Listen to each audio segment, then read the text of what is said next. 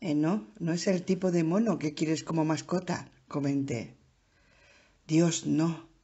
Nadie normal lo querría, al menos según mi opinión. Bueno, admitiré que el Resus a veces puede ser encantador, con su carita pálida y ese collarín de piel. Pero ese no era encantador.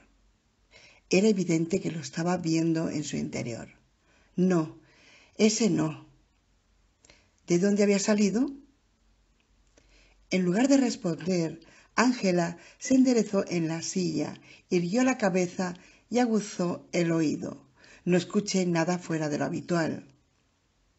Al parecer ella tampoco. Sin embargo, cuando volvió a hablar estaba tensa. Sus finas manos sujetaban el vaso de cordial como garras. No sé cómo entró en la casa. No fue un mes de diciembre muy caluroso. Ni las ventanas ni las puertas estaban abiertas. ¿No lo oíste entrar en la habitación? No. Hacía un ruido con las bandejas de las galletas y con los cuencos de pasta. Sonaba música en la radio, pero hacía 1 o 2 minutos que el condenado se había sentado a la mesa, porque cuando me di cuenta que estaba ahí ya se había comido media mandarina. Recorrió la cocina con la mirada, como si con el rabillo del ojo hubiera visto un movimiento en las sombras. Repugnante. Un mono sobre la mesa de la cocina. Está fuera de lugar, dijo después de tranquilizarse con otro trago de brandy. Con una mueca pasó una mano temblorosa por la madera barnizada, como si alguno de los pelos de aquel ser todavía estuvieran en la mesa 4 años después del incidente. ¿Qué hiciste?, le apremié. Di una vuelta por la cocina hasta la puerta de atrás. La abrí esperando que el mono saliera corriendo. Pero él estaba entretenido con la mandarina. Se sentía muy cómodo donde estaba. Aventuré. Sí. Miró hacia la puerta abierta y luego a mí. Parecía que se estuviera riendo, como con aquel ruidito, como una risa disimulada. Te juro que he visto reír a algún perro. Probablemente los monos también lo hacen. Ángela hizo un brusco movimiento con la cabeza. No recuerdo a ninguno de ellos riendo en el laboratorio. Claro que, considerando que allí sus vidas no tenían razón alguna para estar de buen humor. ¿No salió?, dije para animarla a seguir. En lugar de responder, se levantó de la silla, se dirigió a la puerta de atrás y comprobó si el pestillo estaba corrido. ¿Ángela? Haciendo un gesto para que me calmara, apartó un poco la cortina y escudriñó el patio y la entrada iluminada por la luna. La apartó con temblorosa precaución y solo 1 milímetro, como si temiera descubrir un rostro espantoso al otro lado del paño mirándola. Tenía el vaso vacío de licor. Cogí la botella, dudé y luego la devolví a su lugar sin haberme servido. No era una risa, Chris. Era ese sonido espantoso que no podría describirte. Era un maligno, era un cloqueo maligno, perverso.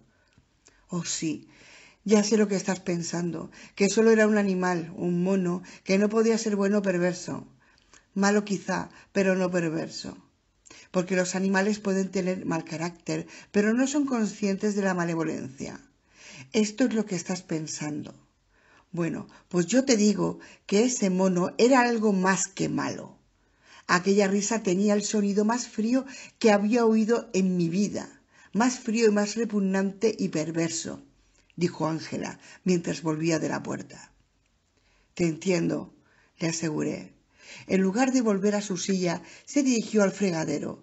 Cada milímetro de cristal de las ventanas de encima del fregadero estaba cubierto con las cortinas, pero ella tiró de los paneles de tela amarilla para asegurarse bien de que estábamos libres de ojos escrutadores. Cogí la escoba, creyendo que tiraría esa cosa al suelo y luego hacia la puerta. Quiero decir que no iba a empezar a repartir golpes, sino que lo conseguiría barriendo hacia ellas. ¿Comprendes? Claro. Pero no se intimidó, dijo. Explotó rabiosa, tiró la mandarina a medio comer, agarró la escoba e intentó arrancármela. Como yo no la solté, esa cosa empezó a escalar la escoba derecha a mis manos. ¡Caray! Ese mono era muy ágil, rapidísimo, con los dientes prominentes, chillando, escupiendo, que venía directo hacia mí. Así que solté la escoba y el mono cayó al suelo con ella. Yo retrocedí y choqué con la nevera. Chocó con la nevera y el sonido de las botellas llegó desde los estantes del interior. Estaba en el suelo, justo delante de mí. Lanzó la escoba a un lado Chris. Estaba furioso, una furia que no guardaba proporción con lo que había sucedido. No estaba herido, ni siquiera le había tocado con la escoba, y no iba a hacerle ningún disparate.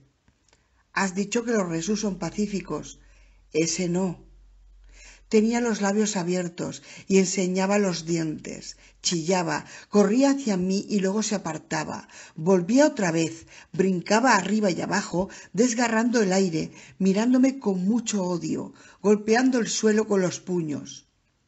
Las mangas de su jersey se habían desarrollado parcialmente y metió las manos dentro para ocultarlas.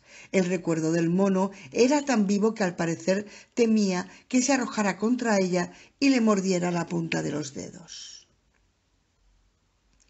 Parecía un troll, dijo, un gremlin, algo malvado salido de un libro de cuentos, y aquellos ojos amarillos oscuros. Casi podía verlos yo también, ardientes. Entonces de pronto subió de un salto a los armarios, encima del mostrador que estaba a mi lado, en un abrir y cerrar de ojos. Aquí, señaló, junto a la nevera, a unos centímetros de donde yo estaba, al nivel de los ojos cuando volví la cabeza. Entonces me lanzó un silbido perverso que olía a mandarinas. Estaba muy cerca. Ya sé que... Se interrumpió otra vez para escuchar los sonidos de la casa. Volvió la cabeza hacia la izquierda para mirar hacia la puerta abierta, hacia el comedor sin luz. Su paranoia era contagiosa. Claro que lo que me había sucedido desde el atardecer me hacía vulnerable al contagio. Me erguí en la silla y alcé la cabeza para poder escuchar bien cualquier sonido. Los 3 anillos de luz brillaban tenuemente y en silencio en el techo. Las cortinas colgaban silenciosamente de las ventanas. Su respiración olía a mandarina, silbó y volvió a silbar. Sabía que podía matarme si quería, matarme, aunque fuera solo un mono y pesara la 1/4 parte que yo. Mientras estaba en el suelo, hubiera podido quizá darle una patada a ese pequeño hijo de puta, pero ahora estaba a la altura de mi cara, añadió Ángela poco después. Pude imaginar con facilidad todo su temor, una gaviota protegiendo su nido en un barranco junto al mar, zamulléndose repetidamente en el cielo nocturno con chillidos iracundos y un fuerte batir de alas, picándote la cabeza y arrancándote mechones de pelo, en una fracción del peso del mono que ella describía, pero no menos terrorífico. Pensé en correr hacia la puerta abierta, dijo, pero temí que aquello le hiciera enfadarse más, así que me quedé aquí, inmóvil, la espalda apoyada en la nevera, mirando fijamente aquella cosa odiosa. Después de un rato, cuando se aseguró de que me había intimidado, saltó del mostrador, atravesó la cocina, cerró la puerta detrás de golpe y volvió a encaramarse a la mesa, y cogió la mandarina que no había acabado. Me serví otra copa de brandy de albaricoque. Entonces busqué el asa de este cajón, el que está junto a la nevera, siguió. Aquí está la bandeja con los cuchillos. Sin desviar su atención de la mesa, tal como había hecho ella aquella noche de Navidad, Ángela subió las mangas del jersey, buscó a tientas el cajón para mostrarme el que tenía los cuchillos. Sin apartarse, se daleó y me lo mostró. No iba a atacarlo. Solo iba a coger algo con que poder defenderme, si él lo hacía. Pero antes de que pudiera poner la mano sobre uno de los cuchillos, el mono se puso de pie sobre la mesa y empezó a chillar otra vez.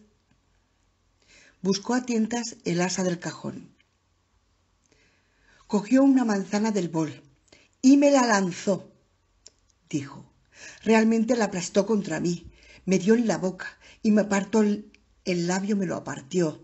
Cruzó los brazos delante de la cara como si estuviera de nuevo siendo atacada. Intenté protegerme. El mono me lanzó otra manzana, luego la tercera, con la fuerza suficiente para romper un cristal si hubiera habido alguno en su trayectoria. ¿Quieres decir que sabía lo que había en el cajón? Tenía que ver con la intuición, sí, dijo bajando los brazos y abandonando la postura defensiva. ¿Y no intentaste coger un cuchillo otra vez? Hizo un gesto negativo con la cabeza. El mono se movía como un rayo.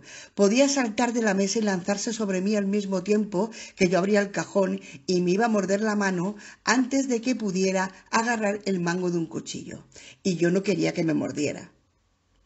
Aunque no le saliera espuma por la boca, debía de estar rabioso, convine. Peor aún, dijo con expresión enigmática, subiéndose de nuevo las vueltas del jersey. ¿Peor que la rabia?, pregunté. Así es. Me quedé delante de la nevera, con el labio sangrando, asustada, procurando pensar qué hacer, cuando Rod llegó del trabajo, entró por la puerta de atrás silbando y se encontró con el fregado. Sin embargo, no hizo nada de lo que yo esperaba que hiciera. Se sorprendió, pero no se sorprendió. Se le sorprendió ver aquí al mono, claro, pero no le sorprendió el mono. Lo que le alarmó fue verlo aquí. ¿Comprendes lo que quiero decir? Creo que sí. Rod, maldita sea, conocía a ese mono. No dijo ¿un mono? Dijo ¿de dónde demonios ha salido este mono? Sino ¡oh Jesús! Solo ¡oh Jesús! Hacía frío aquella noche, amenazaba lluvia, llevaba un impermeable, sacó una pistola de uno de los bolsillos como si eso fuera lo más normal. Quiero decir que venía del trabajo, de uniforme, pero no se lleva un arma en el despacho. Estamos en tiempos de paz, no estamos en zona de guerra, gracias a Dios. Estábamos destinados a las afueras de Moonlight Bay. Trabajaba en una oficina, rellenaba cuestionarios y se quejaba del aburrimiento, hacía su trabajo y esperaba la jubilación. Y de pronto resulta que lleva una pistola cuya existencia yo ignoraba hasta ese momento. El coronel Roderick Ferryman, oficial del ejército de los Estados Unidos, estaba destinado en Fort Weaver, que durante mucho tiempo había sido una de las máquinas económicas que impulsaron el condado. La base había sido cerrada hacía 18 meses y permanecía abandonada, uno de los muchos centros militares que se desmantelaron cuando acabó la Guerra Fría. Aunque yo conocía a Angela desde niño, y desde hacía mucho menos a su marido, nunca había sabido qué era exactamente lo que hacía el coronel Ferryman en el ejército. Quizá Angela tampoco lo supiera, hasta que volvió a casa aquella víspera de Navidad. Rod sostenía el arma con la mano derecha, con el brazo estirado y rígido, y el orificio apuntando al mono, y parecía más asustado que yo. Y ceñudo, los labios apretados. Había desaparecido todo el color de su rostro, parecía el de un muerto. Me miró el labio que comenzaba a hincharse y la sangre que me cubría la barbilla. No hizo ninguna pregunta y volvió al mono, temeroso de perderlo de vista. El mono cogió la última mandarina, pero no la comió. Miraba fijamente el arma. Rod dijo: «Angie, ve al teléfono, marca el número que te voy a dar». «¿Recuerdas el número?», pregunté. «Ya no importa. No está en servicio.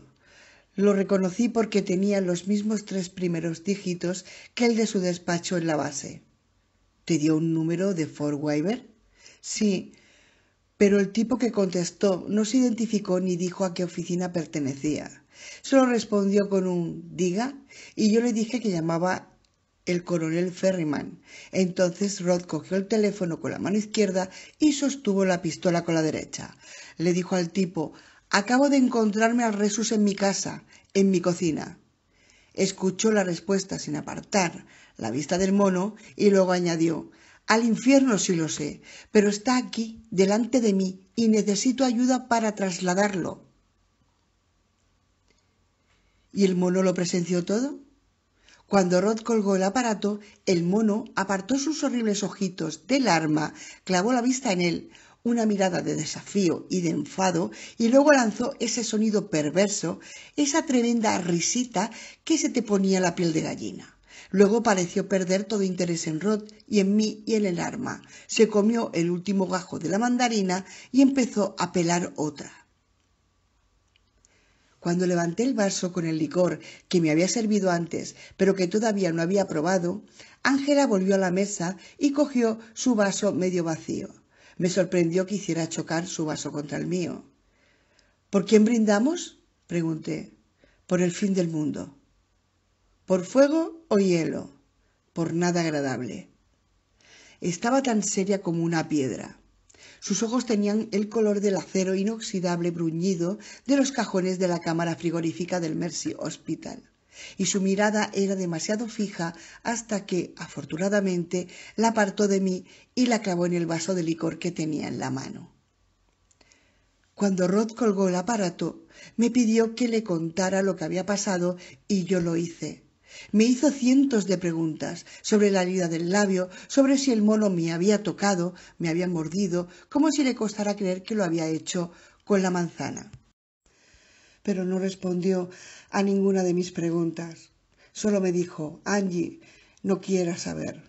Y yo claro que quería saber, pero entendí lo que quería decirme. Información privilegiada, secreto militar. Mi marido había participado en unos delicados proyectos, asuntos de seguridad nacional, y yo pensé que esto era lo que había detrás de todo. Me dijo que no podía hablar de ello, ni conmigo, ni con nadie de fuera de la oficina, ni una palabra. Ángela siguió mirando fijamente su brandy y yo di un sorbo al mío. No me gustó tanto como antes. Esta vez detecté un amargor subyacente que me recordó que los huesos de albaricoque son una fuente de cianuro. Brindar por el fin del mundo hace ver las cosas por su lado más oscuro, hasta el caso de una humilde fruta. Apoyándome en mi incorregible optimismo, tomé otro largo trago de licor de albaricoque y me concentré en saborear el aroma que antes me había gustado. No habían pasado 15 minutos cuando 3 tipos respondieron a la llamada de Rod. Al parecer venían de Weber en una ambulancia o algo que les servía de pantalla, aunque no se oyó ninguna sirena. Tampoco vestían uniforme alguno. 2 de ellos entraron por la puerta de atrás, que estaba abierta, y luego en la cocina, sin llamar. El tercer tipo debió de abrir con una ganzúa la puerta principal y entró, silencioso como un fantasma, porque sus pasos en el comedor se oyeron a la vez que los otros 2 entraban por la parte de atrás. Rod seguía apuntando al mono con la pistola. Los brazos le temblaban de cansancio y aquellos 3 llevaban pistolas con dardos anestésicos. Pensé en la silenciosa calle a la luz de las farolas de allá afuera, en la encantadora arquitectura de la casa, en la pareja de magnolios, en la glorieta con jazmín trepador. Nadie que pasara por ese lugar aquella noche hubiera podido imaginar el extraño drama que se estaba desarrollando en el interior de aquellas paredes de estuco. Parecía que el mono los hubiera estado esperando, dijo Ángela. No le afectó, ni siquiera intentó escapar. Uno de ellos le disparó un dardo. Enseñó los dientes y emitió un silbido, pero no intentó arrancarse la aguja. Dejó caer lo que quedaba de la segunda mandarina. Se esforzó por tragar el trocito que tenía en la boca y luego se acurrucó sobre la mesa. Suspiró y se quedó dormido. Se marcharon con el mono y Rod se fue con ellos. Nunca volví a ver al mono. Rod no volvió a casa hasta las 3 de la mañana, cuando la Nochebuena ya había pasado. No intercambiamos los regalos hasta el último día de las fiestas de Navidad. Pero entonces ya estábamos en el infierno y nada iba a ser lo mismo. No había salida y yo lo sabía. Finalmente se bebió el brandy que le quedaba y dejó el vaso sobre la mesa con tanta fuerza que sonó como un disparo. Hasta ese momento había manifestado una tristeza y una melancolía tan profundas como un cáncer de huesos. Después expresó un enfado procedente de una fuente aún más honda. Al día siguiente de Navidad tuve que dejarles que tomaran sus malditas muestras de sangre. ¿A quién? A los del proyecto de Wyvern. ¿Proyecto? Una vez al mes desde entonces, sus muestras. Como si mi cuerpo no me perteneciera, como si hubiera tenido que pagar un alquiler en sangre para que se me permitiera seguir viviendo. Hacía 1 año y medio que Wyvern estaba cerrada. No del todo. Algunas cosas no mueren, no pueden morir, no importa cuánto desees que mueran. Aunque estaba extremadamente delgada, Ángela siempre había sido una mujer hermosa. Piel de porcelana, rostro agraciado, pómulos altos, nariz escultural, unos labios generosos que equilibraban las otras líneas verticales de la cara y regalaban abundantes sonrisas, y estas cualidades, unidas a un corazón desprendido, la hacían encantadora, a pesar de que tuviera la piel demasiado cerca del hueso y su esqueleto mal disimulado no produjera la ilusión de inmortalidad que proporciona la carne. Pero ahora su rostro era duro, frío y desagradable, con los ángulos firmemente marcados por la afilada rueda de la ira. Si me hubiera negado a darles la muestra de sangre mensual, me hubieran matado, estoy segura, o me hubieran encerrado en algún hospital secreto donde me hubieran vigilado de cerca. ¿La muestra de sangre para qué? ¿De qué tenían miedo?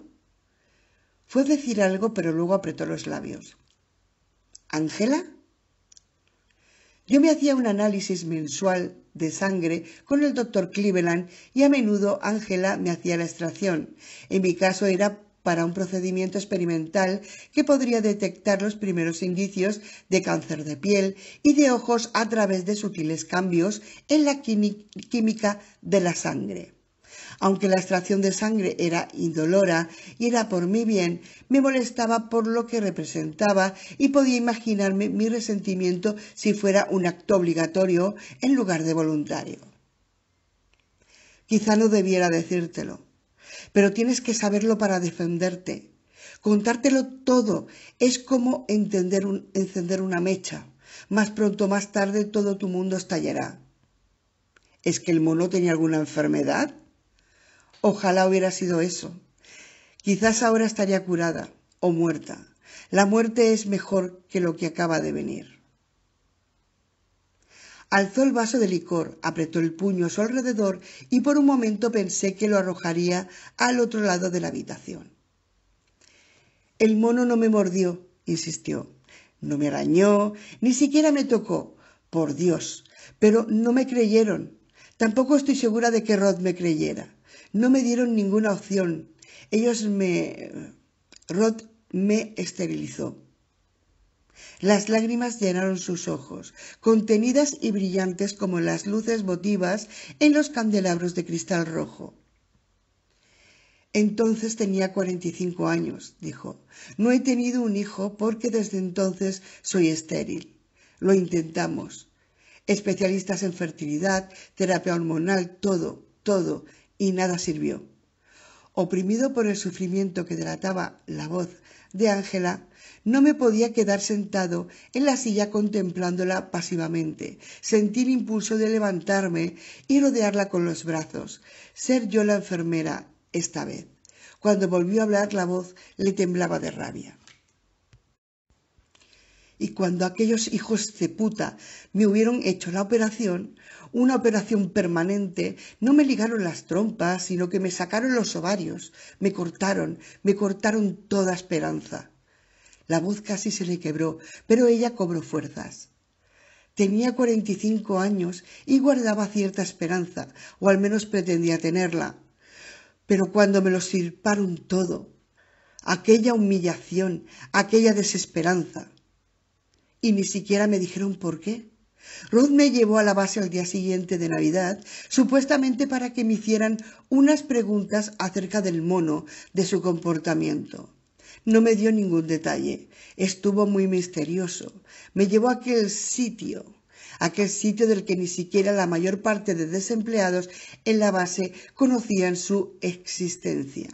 Me sedaron contra mi voluntad y me llevaron a cabo la operación sin permiso. Cuando todo hubo acabado, aquellos hijos de puta ni siquiera me dijeron por qué. Aparté la silla de la mesa y me puse de pie.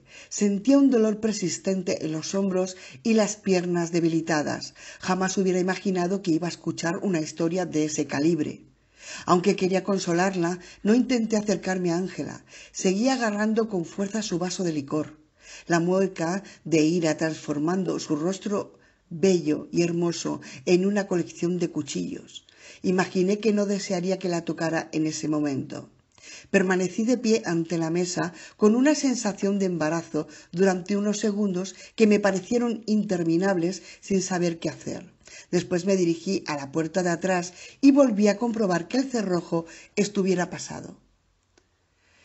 Sé que Rod me quería, dijo, aunque la ira de su voz no se había suavizado. Todo aquello le rompió el corazón, se lo rompió por completo, por todo lo que tuvo que hacer. Le rompió el corazón tener que cooperar con ellos y hacerme la operación. Después ya no fue el mismo. Me volví y vi que tenía el puño levantado. Los cuchillos de su rostro brillaban a la luz de las velas. Sus superiores sabían lo unidos que siempre habíamos estado Rod y yo.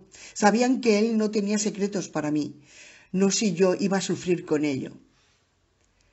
Sabían que a la larga él te lo contaría todo, convine. Sí, y yo le perdoné sinceramente lo que había hecho conmigo, pero él seguía desesperado. Yo nada podía hacer por aliviarle. Estaba tan hundido en la desesperación y sufría tanto. Ahora su ira se había transformado en lástima y piedad. Sufría tanto que nada podía aliviarle y finalmente se suicidó. Y cuando murió me quedé sin nada. Bajó el puño, lo abrió, se quedó mirando fijamente el vaso de licor y luego lo dejó con cuidado sobre la mesa. Ángela, ¿qué pasaba con el mono?, pregunté. No contestó. Las imágenes de las llamas de las velas danzaban en sus ojos. Su rostro solemne parecía el sepulcro de vida de una diosa muerta. Repetí la pregunta. ¿Qué pasaba con el mono? Cuando finalmente habló, la voz de Ángela era casi como un murmullo. No era un mono. Sabía que la había oído bien y sin embargo sus palabras carecían de sentido. ¿No era un mono? Pero si has dicho. Parecía un mono. ¿Parecía? Y era un mono, desde luego. Aunque seguí sin comprender, no dije nada. Lo era y no lo era, murmuró. Esto es lo que pasaba con él. Me pareció que razonara bien. Empecé a preguntarme si su extraordinaria historia era más producto de la fantasía que de la verdad y si era consciente de la diferencia. Apartó la vista de las velas y me miró directamente. Ya no estaba enfadada, pero tampoco había recuperado su expresión encantadora. Tenía el rostro lleno de sombras. Quizá no debería haberte llamado. La muerte de tu padre me ha afectado y no pensaba con claridad. Me has dicho que tenía que saber para defenderme. Asintió. Así es verdad. Tienes que saber, estás amenazado. Tienes que saber quién te odia. Alargué la mano hacia ella, pero no la toqué. Ángela, le supliqué, quiero saber qué es lo que le ha sucedido a mis padres. Están muertos, se han ido. Los quería, Chris, eran amigos, pero se han ido. Pero tengo que saber si crees que alguien ha de pagar por su muerte. Debes entender que nadie lo hará. No mientras vivas. No importa las verdades que conozcas. Nadie pagará por ello, aunque intentes que así sea. Entonces me di cuenta de que mi mano se había cerrado en un puño sobre la mesa. Ya veremos, dije después de un silencio. Esta tarde he dejado mi trabajo en el Mercy Hospital. Cuando reveló la triste noticia, se encogió, parecía una niña vestida con ropas de adulto. Aquella niña que llevaba té helado, la medicina y las píldoras a su madre enferma. Ya no soy enfermera. ¿Y qué vas a hacer? No respondió. Era lo que siempre habías querido ser, le recordé. Esto ahora carece por completo de importancia. Curar heridas en la guerra es un trabajo vital. Curar heridas en medio del apocalipsis es una locura. Además, me estoy transformando, ¿no lo ves? La verdad es que yo no lo veía. Me estoy transformando en otra yo, otra Ángela, en alguien que no quiero ser, en alguien que no me atrevo a pensar. Todavía seguía sin saber a dónde quería llegar con su charla apocalíptica. ¿Era una respuesta racional a los secretos de Weber o el resultado de su desesperación después de la pérdida del mando? Si insiste en querer enterarte de todo, cuando lo conozcas no te quedará otro remedio que seguir sentado, beber lo que más te guste y esperar a que llegue el final. Insisto en saberlo. Entonces creo que ha llegado el momento de las demostraciones, dijo Ángela con evidente ambivalencia. Pero, oh, Chris, te voy a romper el corazón. La tristeza alargó sus rasgos. Creo que debes saber, pero todo esto te romperá el corazón. Cuando se levantó y atravesó la cocina, yo la seguí. Me detuvo. Tendré que encender algunas luces para coger lo que necesito. Será mejor que esperes aquí. Yo lo traeré todo. Contemplé cómo desaparecía en la penumbra del comedor. En la sala encendió una luz y a partir de allí la perdí de vista. Deambulé por la habitación en la que estaba confinado, dándole vueltas en la cabeza los pensamientos que me acechaban.